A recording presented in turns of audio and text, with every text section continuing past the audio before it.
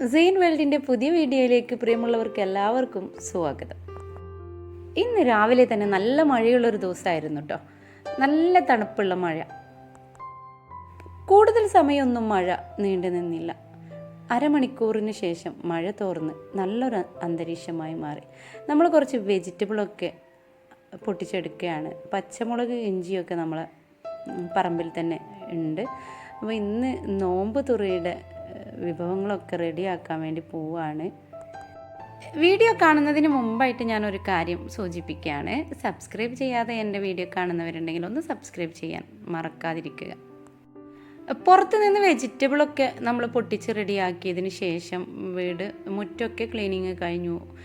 അകത്തേക്ക് വന്നു. ബെഡ്റൂമുകളൊക്കെ ക്ലീനിങ് കഴിഞ്ഞു. ബെഡൊക്കെ മാറ്റി വിരിച്ച് വൃത്തിയാക്കി ഇട്ടിട്ടുണ്ട്. ഇത് മാസ്റ്റർ ബെഡ്റൂമാണ്. മാസ്റ്റർ ബെഡ്റൂമിൽ ഈ ഒരു സെറ്റിങ്സാണ്.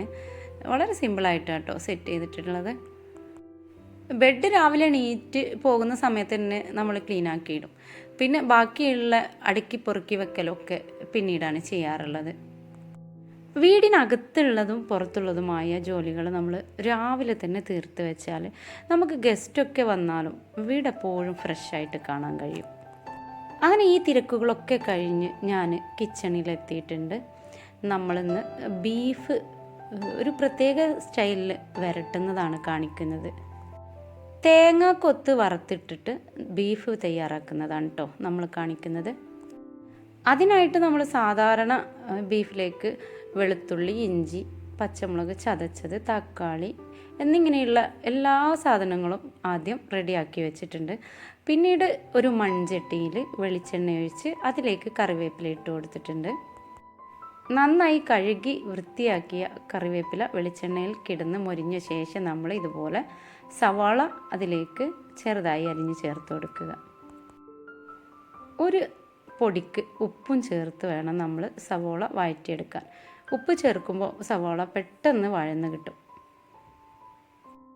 വഴറ്റുന്ന സമയത്ത് ഉപ്പ് ചേർത്തത് കൊണ്ട് തന്നെ പിന്നീട് നമ്മൾ ഉപ്പ് ശ്രദ്ധിച്ച് വേണം ചേർത്ത് കൊടുക്കാൻ.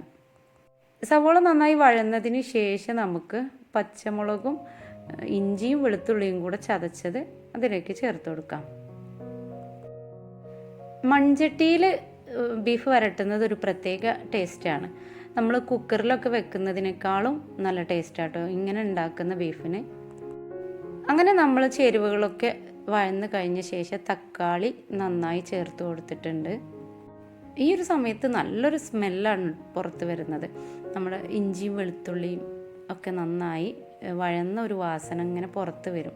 ആ സമയത്ത് നമ്മൾ ഒരല്പം മുളക് പൊടി എരിവിനനുസരിച്ച് ചേർത്ത് കൊടുക്കാം. ഇനി നമ്മൾ മഞ്ഞൾപ്പൊടിയും ചേർത്ത് കൊടുത്തിട്ടുണ്ട്.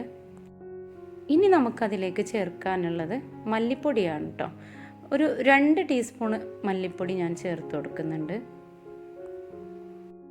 ഇനി ഈ ചേരുവകളെല്ലാം കൂടി നന്നായി ഒന്ന് മിക്സ് ചെയ്തെടുക്കണം. നമുക്ക് മസാല കുറവ് എന്ന് തോന്നിയാൽ നമുക്കൊരല്പം മല്ലിപ്പൊടിയും കൂടെ ചേർത്ത് ജോയിൻ്റ് ആക്കാം. അല്പം കൂടി മല്ലിപ്പൊടി ചേർത്ത സമയത്ത് നമ്മുടെ മസാല നല്ല തിക്കായി വന്നിട്ടുണ്ട്. നല്ല കുഴമ്പ് രൂപത്തിൽ മസാല റെഡി ആയിട്ടുണ്ട്. ഈ ഒരു മൺചട്ടിയിൽ കിടന്ന് ഇത് ഏകദേശം ഒരു നല്ല വേവ് ആയ സമയത്ത് നമുക്ക് അതിലേക്ക് ബീഫ് ചേർത്ത് കൊടുക്കാം.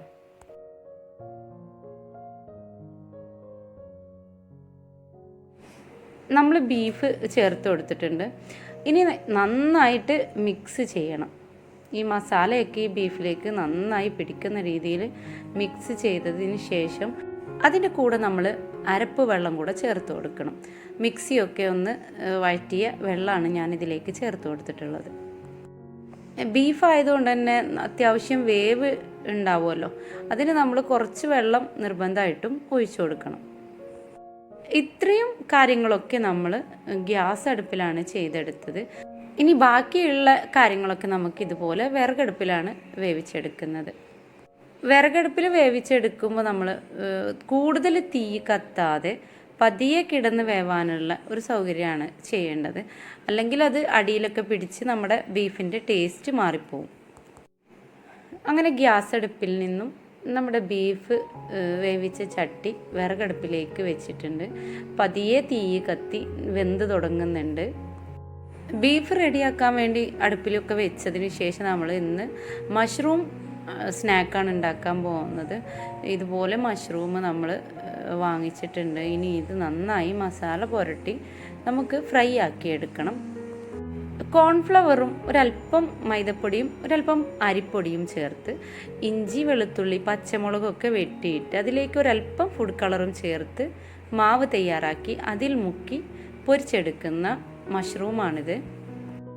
വെളുത്തുള്ളിയും കറിവേപ്പിലയും കൂടെ പൊടിയായി അരിഞ്ഞ് നമ്മൾ ഈ മാവിലേക്ക് ചേർത്ത് കൊടുക്കണം. എന്നാൽ ഇത് ഫ്രൈ ആവുന്ന സമയത്ത് നല്ലൊരു സ്മെല്ലായിരിക്കും നമുക്ക് കിട്ടുക. അതുപോലെ തന്നെ അതിൻ്റെ രുചിയും വളരെ വ്യത്യസ്തമാണ്. അങ്ങനെ നമ്മുടെ സ്വാദിഷ്ടമായ മഷ്റൂം ഫ്രൈയും റെഡി ആയിട്ടുണ്ട്. എല്ലാവരും ഒന്ന് ട്രൈ ചെയ്ത് നോക്കുക കേട്ടോ, നല്ല ടേസ്റ്റാണിത്. ഇനി നമ്മൾ തയ്യാറാക്കാൻ പോകുന്നത് സമൂസയാണ്. ഇത് ട്യൂന വെച്ചിട്ട് ചെയ്ത സമൂസയാണ് കേട്ടോ. സവോള, വെളുത്തുള്ളി, ഇഞ്ചി, പച്ചമുളക്, കറിവേപ്പില, തക്കാളി എല്ലാം കൂടെ ചേർത്ത് വഴറ്റിയതിന് ശേഷം ട്യൂന അതിലേക്ക് ആഡ് ചെയ്ത് നന്നായി മിക്സ് ചെയ്ത് വഴന്ന ശേഷം നമ്മൾ സമൂസയുടെ പതറിനുള്ളിലേക്ക് നിറച്ച് സമൂസ റെഡിയാക്കിയിട്ടുള്ളതാണ്.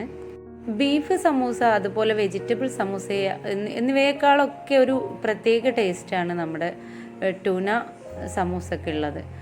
അതും എല്ലാവരും ഒന്ന് ട്രൈ ചെയ്ത് നോക്കുക. അങ്ങനെ അതും കഴിഞ്ഞു. ഇനി പിന്നീട് നമ്മൾ തയ്യാറാക്കിയിട്ടുള്ളത് പഴംപൊരിയാണ്. ഇത് ഞാൻ പ്രത്യേകമായിട്ട് കാണിക്കേണ്ട ആവശ്യമില്ലല്ലോ. ഒരല്പം മൈദപ്പൊടിയും അരിപ്പൊടിയും കുറച്ച് നമ്മുടെ ചോറും കൂടെ ചേർത്ത് ഒരല്പം സോഡാക്കാരം കൂടെ ചേർത്ത് നമുക്ക് നന്നായി ബാറ്റർ തയ്യാറാക്കി അതിലേക്ക് കട്ടി കുറഞ്ഞ് പഴം ചെത്തിയിട്ട് ആ മാവിൽ മുക്കി പൊരിച്ചെടുക്കാം. അങ്ങനെ നമ്മുടെ സ്നാക്കുകളൊക്കെ ഇപ്പോൾ റെഡി ആയി കഴിഞ്ഞു. സമോസയും നമ്മുടെ മഷ്റൂം ഫ്രൈയും പഴംപൊരിയും ഒക്കെ റെഡി ആയിട്ടുണ്ട്. പിന്നെ ഇതാണ് നമ്മുടെ ബീഫ് തേങ്ങാക്കൊത്ത് ചേർത്ത് വരട്ടി എടുത്തത്.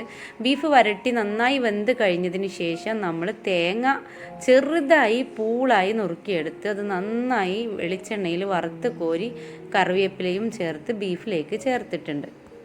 പിന്നീട് കുറച്ച് ഫ്രൂട്ട്സുകളും മുന്തിരിയും മാംഗോയും ജ്യൂസും കോഫിയും ഒക്കെയാണ്. പിന്നെ നമ്മൾ മന്തിയും കൂടെ ഇതിലേക്ക് തയ്യാറാക്കിയിട്ടുണ്ട്. അങ്ങനെ നമ്മുടെ മകളും മകനും ഒക്കെ വന്ന് ആദ്യമായിട്ടുള്ള നോമ്പ് വളരെ ഹാപ്പി ആയിട്ട് നമ്മൾ കഴിഞ്ഞു. വളരെ സന്തോഷകരമായിട്ട് തന്നെ അന്നത്തെ ദിവസം അവസാനിച്ചു. ഇന്നത്തെ വീഡിയോ ഇഷ്ടമായാൽ നിങ്ങൾ ലൈക്ക് ചെയ്യുക, ഷെയർ ചെയ്യുക, സബ്സ്ക്രൈബ് ചെയ്യാത്തവരുണ്ടെങ്കിൽ ഒന്ന് സബ്സ്ക്രൈബ് ചെയ്യുക. എല്ലാവരുടെ സപ്പോർട്ടും സഹകരണവും ഒക്കെ പ്രതീക്ഷിച്ചുകൊണ്ട് ഇനിയും പുതിയ വീഡിയോസുമായി ഞാൻ വരുന്നത് വരെ എല്ലാ പ്രിയമുള്ളവർക്കും നന്ദി, നമസ്കാരം.